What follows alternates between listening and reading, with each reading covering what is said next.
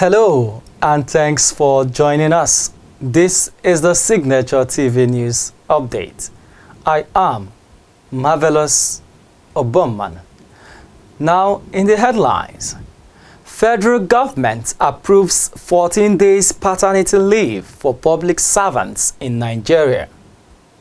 Buhari appoints Dr. Usman Abubakar as Medical Director for Federal Medical Center, BIDA. Japan pledges support for Economic and Financial Crimes Commission in the fight against corruption. Now the news in details. The federal government has approved the introduction of 14 days paternity leave for public servants in the new public service rules. The approval, which was endorsed at the Federal Executive Council meeting on Wednesday, is to allow fathers to properly bond with newborn babies or adopted children. This was made known by the head of service of the Federation, Folashade Yemi-Eshan, while briefing journalists after the Federal Executive Council meeting in Abuja. Yemi-Eshan also said that the annual leave would henceforth be calculated based on working days instead of calendar days. President Muhammadu Buhari has appointed Dr. Usman Abubakar as the new Medical Director of Federal Medical Center, BIDA, Niger State.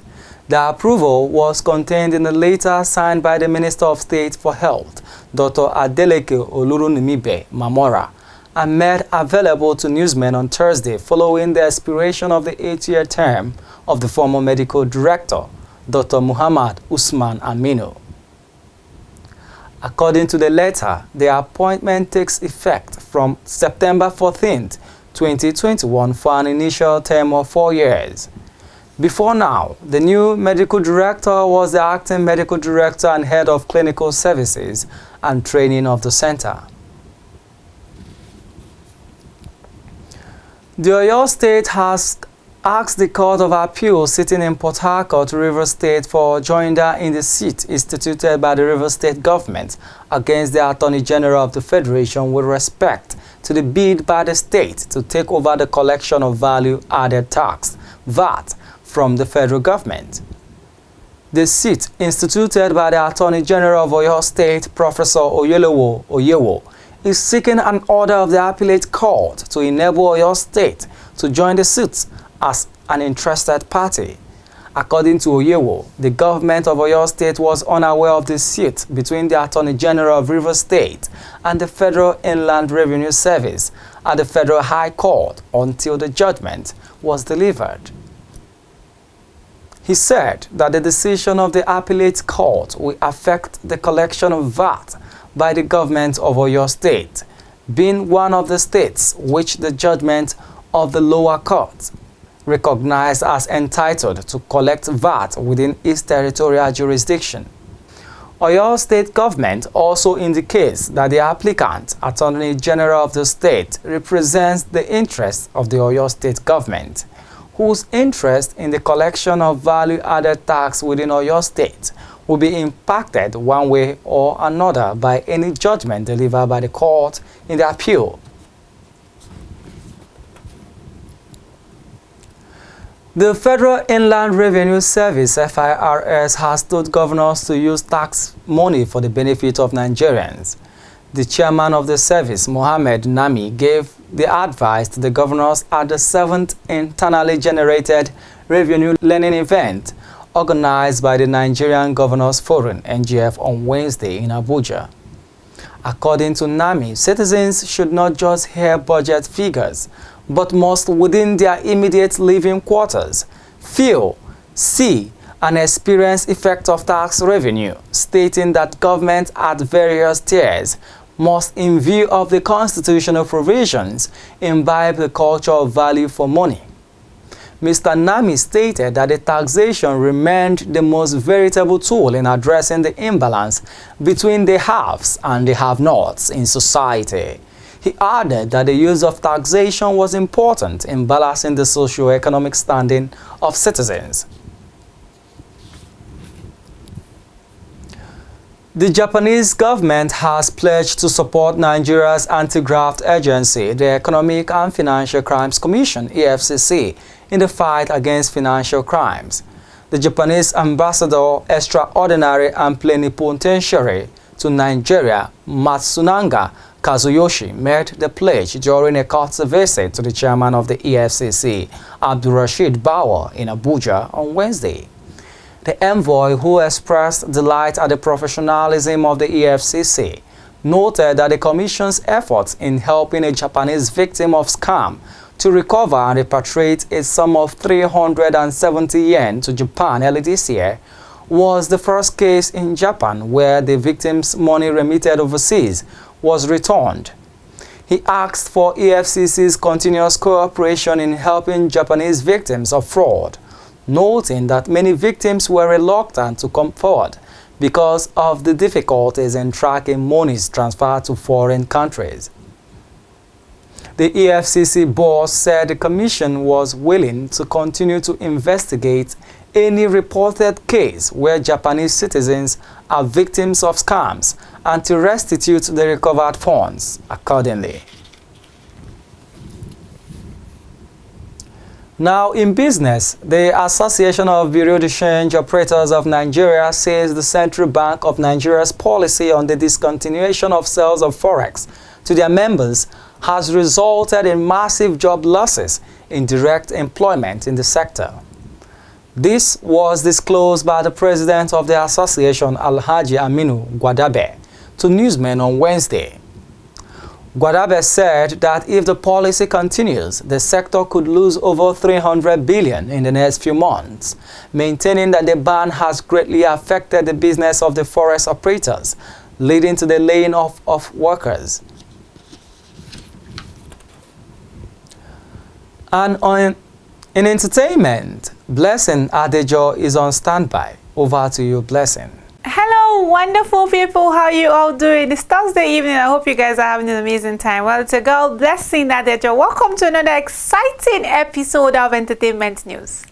American music star Rotimi has welcomed the baby with his wife, Vanessa MD. The couple first announced that they were expecting their first child together some weeks ago. The multi-talented actor and singer took to his Instagram page on Wednesday, September 29, 2021, where he announced the big news. Seven Adeoluwa Akioshu, he captioned the photo of his baby and his wife's finger. Nigerian reality TV star Mercy Eke has gifted herself a second house on her 28th birthday. The winner of the 4th season of the popular reality TV show Big Brother Naija took to her Instagram page on Wednesday, September 29, 2021, where she shared photo of her new property. Fans of the reality TV star also gave her a $10,000 US scholarship to Harvard Business School as her 28th birthday gift.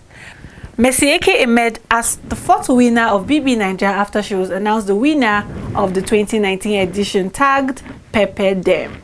She became the first female ever to win the BB Naija reality show since it began over a decade ago.